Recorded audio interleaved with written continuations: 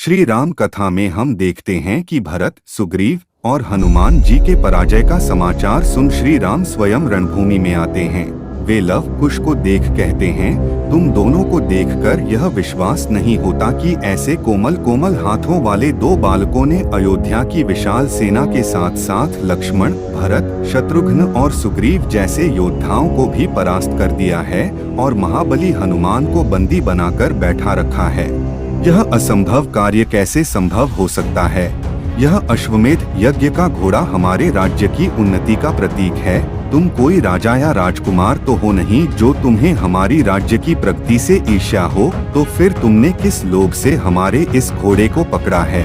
जिस पर कुश कहता है, ना हमें कोई लोभ है, ना ही हमें किसी राज्य की लालसा है और ना ही हमें आपके राज्य की उन्नति से कोई ईर्ष्या है। हमने तो घोड़े के मस्तक पर लिखी चुनौती को पढ़कर इसे पकड़ा है। जिस पर श्री राम कहते हैं, परंतु क्यों, तुम्हारा इस चुनौती से क्या संबंध है? जिस पर कुश उत्तर देता है, क्योंकि इस चुनौती में अहंकार की गंध आती है। इससे ऐसा लगता है कि आप यह समझते हैं कि सारे संसार में आपके सिवा ना तो कोई क्षत्रिय है, ना ही कोई वीर, और क्योंकि हम क्षत्रिय हैं, अतः इस चुनौती का उत्तर देना हमारा धर्म हो जाता है। अतः हे महाराज राम, अपना धनुष उठाइए और हमसे युद्ध कीजिए।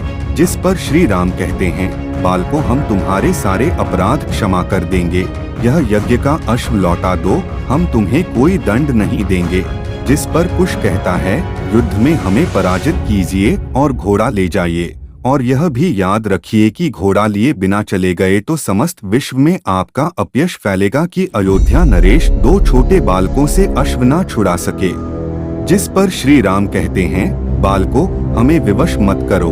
जिस पर कुश कहता है कि जब आप युद्ध भूमि में आ ही गए हो तो और कोई मार्ग नहीं बचा है, अब तो एक ही मार्ग बचा है, धनुष उठाइए और युद्ध कीजिए। तभी लव कहता है, महाराज राम, यदि आप क्षत्रिय हैं तो आपको अपने पूर्वजों की आन है कि युद्ध भूमि में सारी मोह ममता त्याग कर एक वीर क्षत्रिय की भांति धनुष उठाइए और हमसे युद्ध कीजिए। लव की यह कठोर बातें सुन राम अपना आपा खो देते हैं और अपना धनुष उठा दोनों बालकों पर बाण चलाने ही वाले होते हैं कि तभी गुरुदेव वाल्मीकि जी वहां आ जाते हैं और कहते हैं, हे राम, यह आप क्या कर रहे हैं? बालकों की बातों में आकर यह क्या अनर्थ कर रहे हैं आप? फिर गुरुदेव लव कुश से कहते हैं कि श्री राम हमारे राजा हैं, हम उनके राज्य में रहते हैं। राजा के सामने अस्त्र उठाना राजधर्म के अनुसार पाप है। आपने राजा की अवज्ञा की है, आपने राजा का घोड़ा क्यों पकड़ा?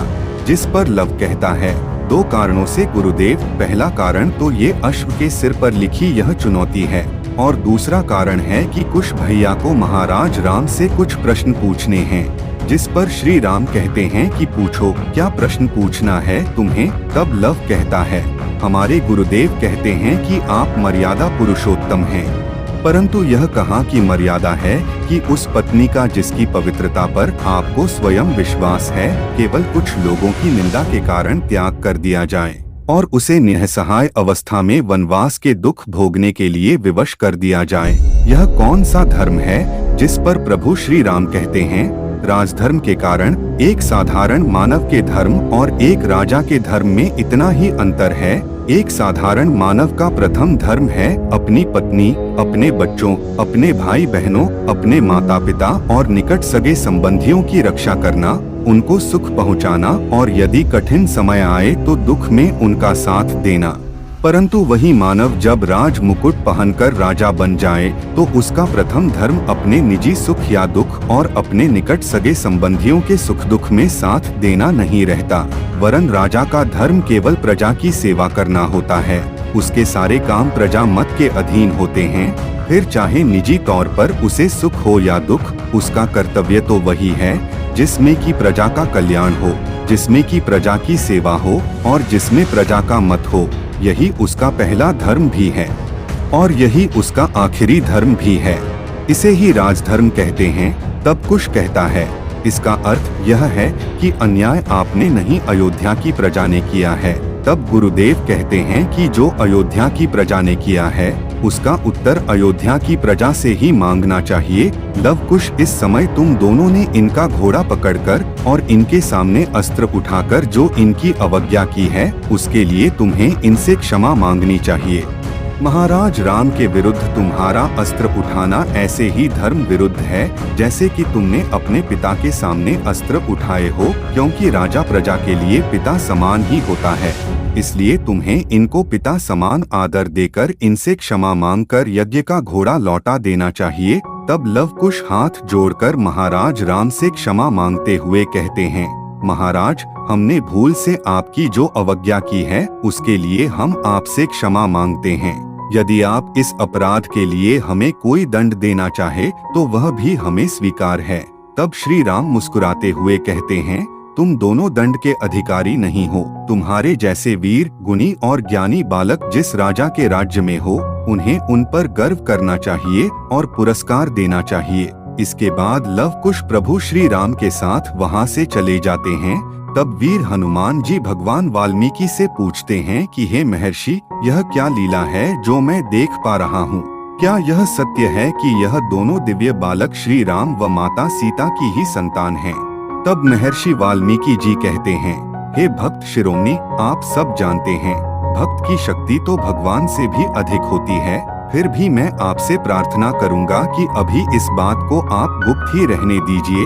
उचित समय आने पर मैं स्वयं ही प्रकट कर दूंगा। मैं देख रहा हूँ कि विधि का खेल बड़ा ही विचित्र होने वाला है, फिर भी मैं उसे एक सुखद मोड़ देने की चेष्टा कर रहा हूँ। आगे प्रभु की इच्छा। दूसरी तरफ गुरु माता सीता को संदेश सुनाती हुई कहती हैं कि लव कुश ने अयोध्या की सारी सेना को पराजित कर दिया। यह सुनते ही माता सीता स्तब्ध रह जाती है।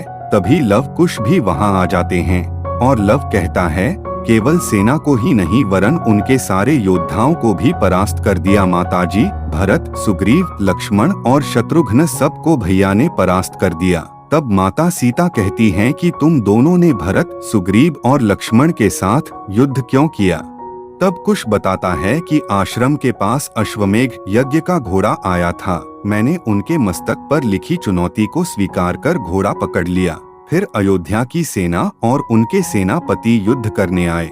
हमने सभी को परास्त कर दिया। फिर शत्रुघ्न जी आए, मैंने उन्हें भी मूर्छित कर दिया। उसके बाद लक्ष्मण जी, भरत जी, सुग्रीव जी और वीर हनुमान जी कोई भी हमारे बाणों का सामना नहीं कर पाया। हमने अयोध्या के सारे वीर योद्धाओं को परास्त कर दिया। यह सुन स्वयं श्री राम रणभूमि में आ गए। लव कुश की यह बात सुन माता सीता के होश उड़ जाते हैं।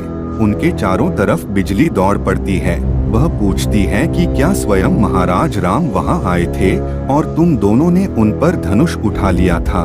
तब कुश कहता है, नहीं, हमारे मध्य जैसे ही युद्ध आरंभ हुआ गुरुदेव आ गए और फिर उन्होंने तो युद्ध ही नहीं होने दिया। जिस पर माता सीता कहती हैं कि तुम दोनों ने आज वह किया जो तुम्हें नहीं करना चाहिए था। इसका तो प्रायश्चित भी कठिन है। हनुमान को तुमने बछड़े की तरह बांध दिया। हनुमान तो मेरा पहला पुत्र है। तुमसे भी बड़ा पुत्र भरत, लक्ष्मण, शत्रुघ्न वह भी मेरे पुत्र ही हैं। तुम इन पर प्रहार करोगे तो मेरी क्या दशा होगी? और फिर तुमने स्वयं श्री राम को युद्ध के लिए ललकारा। मेरी संतान अपने पिताजी के चरण छूने की बजाय उन्हें युद्ध के लिए ललकारे। मेरे लिए इससे लज्जाजनक बात क्या हो सकती है? अगर तुमने एक भी बाण उन पर चला दिया होता तो उसके बाद मेरे लिए अपने प्राण देने के अतिरिक्त और कोई मार्ग नहीं रह जाता। यह क्या किया तुम दोनों ने? तुम्हें नहीं मालूम तुमसे कितना बड़ा पाप हुआ है। माता सीता की यह बातें सुन लव कुश चकित रह जाते हैं। उन्हें तो विश्वास ही नहीं होता कि अयोध्या नरेश श्री राम उनके पिताजी हैं। तब कुश रोते हुए पूछता है कि यह आप क्या कह रही है माताजी? महाराज राम हमारे पिताजी हैं। तभी गुरुदेव भी वहां आते हैं और कहते हैं, देवी सीता सत्य कह रही है, महाराज राम ही तुम्हारे पिता हैं। तब कुश रोते हुए पूछता है, तो फिर यह बात आज तक हमसे क्यों छुपाई गई? जिस पर गुरुदेव कहते हैं कि हर बात के प्रकट होने का उचित समय होता है। इससे पहले यह बात प्रकट हो जाती तो तुम्हारी माता के लिए कहीं भी सुख सुविधा से रहना असंभव हो जाता। अब वह समय आ गया है जब तुम्हें अयोध्या वालों से यह प्रश्न पूछना होगा कि उन्होंने तुम्हारी माता के पवित्र आंचल पर निंदा के धब्बे क्यों लगाए।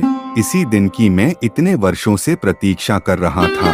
अब तुम्हें अयोध्या जाकर घर घर में सीता की करुण कथा सुनाकर अपनी माता के पवित्र आंचल पर लगे हुए धब्बों को अयोध्या वालों के आंसुओं से धोना होगा। उनके मन पर लगे हुए मेल को मिटाकर उनके हृदयों में महारानी सीता का सिंहासन फिर से स्थापित करना होगा। प्रजा का मत बदलकर उसे अपनी माता के सामने नतमस्तक करना होगा, जिससे उनके पापों का प्रायश्चित हो सके। आगे की कथा देखने के लिए हमारे चैनल को सब्सक्राइब कर प्लेलिस्ट में जाकर संपूर्ण रामायण कथा देखने का सौभाग्य पाएं। जय श्री राम। प्रिय दर्शकों, मात्र 29 रुपए में, जी हाँ भक्तजनों, मात्र 29 रुपए में प्रभु श्री राम की प्रेरणा व आशीर्वाद से हम लाए हैं दुनिया की सबसे सस्ती रामायण की ई बुक और पेपरबैक बुक, जिसमें रामायण को हिंदी भाषा में बहुत ही सरल शब्दों में लिखा गया है। यह बुक निश्चित रूप से आपको प्रभु श्री राम के आदर्श जीवन से जोड़ देगी। तो अभी नीचे दिए गए डिस्क्रिप्शन या कमेंट बॉक्स में दिए गए लिंक पर जाकर अपनी ई बुक या पेपरबैक बुक पाएं और अपने खाली समय का उपयोग अपने फोन में रामायण ग्रंथ को पढ़ने में करें।